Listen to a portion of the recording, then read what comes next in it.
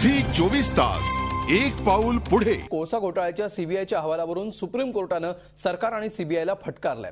सीबीआयला राजकीय हस्तक्षेपापासून मुक्त करणं ही मुख्य गरज असल्याचं कोर्टानं नमूद केलंय। सीबीआयचा तपास हा स्वतंत्र असावा, त्यामध्ये कुठलीही ढवळाढवळ असू नये, तसंच सीबीआयनं राजकीय नेत्यांचे आदेश पाळू नयेत या शब्दात सर्वोच्च न्यायालयानं सीबीआयला फटकारलंय।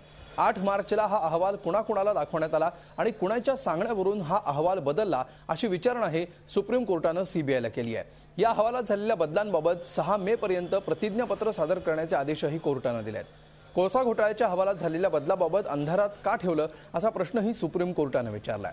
या प्रतिज्ञापत्रकातील काही बाबी अत्यंत धक्कादायक आहेत या शब्दात सर्वोच्च न्यायालयानं आपली नाराजी व्यक्त केली आहे।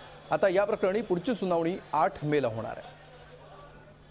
मैं बोला ये सब बहुत ही गंभीर मामला है, क्योंकि ये दिखाता है कि सीबीआई विनीत नारायण या ये हवाला केस के जजमेंट के 15 साल बाद भी, उस जजमेंट में सुप्रीम कोर्ट ने बोला था कि सीबीआई को बिल्कुल स्वतंत्र तरीके से काम करना होगा, सरकार के दबाव में नहीं काम कर सकती, और उसमें कोशिश करी गई थी सीबीआई की स्वतंत्रता लाने के लिए।